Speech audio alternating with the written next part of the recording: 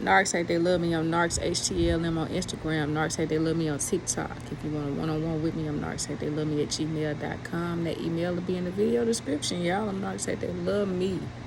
All right, I'm Narcs Hate They Love Me.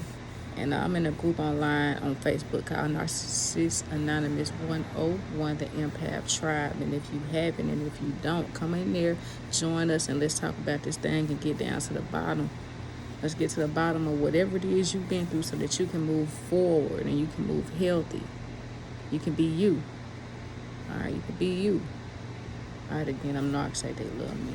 In this video here, I'm just going to say, look, narcissists, they want to initiate you into their universe.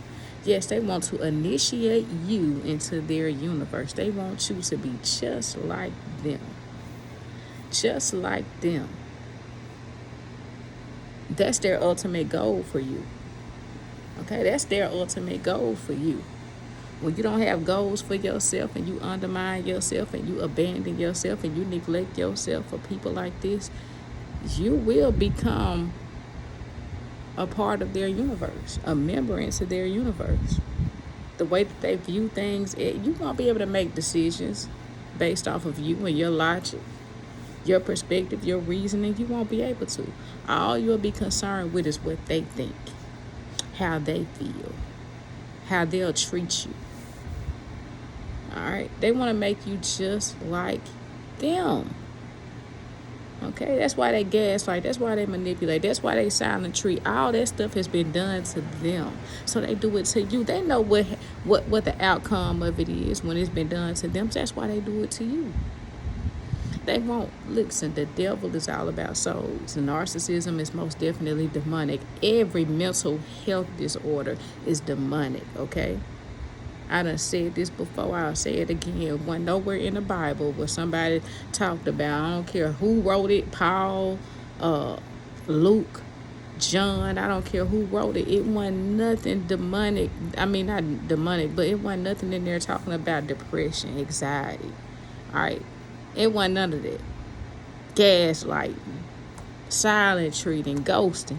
None of that stuff was in the Bible, man. All that stuff is spiritual. All of this stuff is spiritual, and it'll take you to read a book or two, a book or three, and put two and two together to where it was done the whole time. But it wasn't called that. It didn't have a name for it. Narcissism has always been around here. They didn't call Jezebel a narcissist in the Bible. No, they never put a worldly name to it. The world put a worldly name to it. All right, so all this stuff is demonic, but they want to initiate you. Okay, they want to initiate you into their universe. They want you to feel just as lonely as they do. But see, you got to understand, being alone and being lonely is two different things. It's all about what you do with your time. Now, if you're going to sit there and think that, oh, I'm lonely. Oh, I'm lonely. I don't have anybody to talk to. I'm always isolated up to myself. By nature, every human is built to have some kind of other humanly interaction. We are built to interact. Okay, so, you be alone versus lonely. You being lonely and you're alone, that's something you got to work in within yourself, because it means that there's a void within you that hasn't been filled. Okay, that's why you go and jump into relationship after relationship after relationship after relationship. It's really you. It's really you that needs to do some work. But people mistake it as being lonely. And that's normal. Like, I get it. I understand it. Before I came across a narc, I was always alone. I never felt lonely, but I was always alone. But then after dealing with that narc, I felt lonely for a while. But I had to think of, how was I getting by and how was I maneuvering before I met this narc? Because I was always alone, but I never felt lonely. All of this stuff that they do to you, that is to bring you into who they are. It's to turn you into them. They don't want you to know how to control your emotions, your reactions. They want you to be just like them, making decisions They want you to make decisions just off of impulse. That's what they do. They never mind the consequences. That's what they do. And they pressure you. If you're still with one or around one, they pressure you into agreeing with them. Because they do everything off of impulse. They don't think about consequences. And when you bring up the consequences, they don't want to have nothing to do with you. They silent treat you. They ghost you. They go on somewhere else. They make you feel like you disagreeing with them is wrong. And it's not.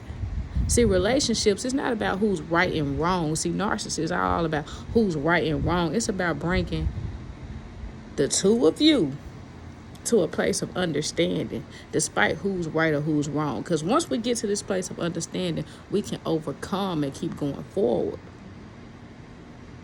But see, a lot of them, they just want to be right. They have to be externally validated. They want somebody else to validate them on the outside that's looking in. So they just want to be right. And they make you feel guilty. They put you on that guilt trip, right? They put you on that roller coaster, that guilt trip, because they want to really nail within your heart, within your soul, that you're wrong. And the bigger perspective to all of this is, it doesn't matter who's wrong. It doesn't matter who's right. We just trying to come to a place of understanding. But can't nobody unhealthy understand that from a place of healthiness. Compromise. Nobody can understand that if they're not healthy. Nobody can understand that they're not healthy. That it's not about who's right and who's wrong. It's about growth. It's about putting my resources with your resources and let's build something. Let's build something. Let's have something. Let's keep something. Oh, I'm NarcsHateTheyLoveMe. Let's have something. Let's build something. Let's keep something.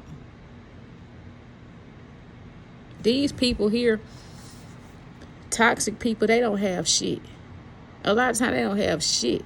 And if you look at the mothers and the grandmothers and the fathers and the grandfathers, nobody has shit but toxicity to pass from one generation to the next. That's all they had to pass. That's all they had to give. That's it. And they want to be validated as they move along. They want to be validated. When you're moving forward, you want to get into a relationship. You want to be with somebody and have people around you that don't have to necessarily agree with you, but they can still respect what it is that you're saying. They can still respect and see your viewpoint, your perspective. They can respect it and not put up a big fight, a big argument. I be telling y'all all the time, wrong is wrong. It really is. There's no way around it. If you don't know what's wrong, you're still going to be held accountable. Oh, that's just some shit on you. All right, but communication, it goes a long way. It goes a long way. Because how can we come to an understanding without communication? We can disagree to agree and go on. Right? I'm NarcsHateTheyLoveMe, y'all. I leave y'all with peace. I leave y'all with love. And you have all the power in the world. And I don't know what I'm going to call this video, but I'm going to call it something. All right, I love y'all. NHTLM. Peace. Take care.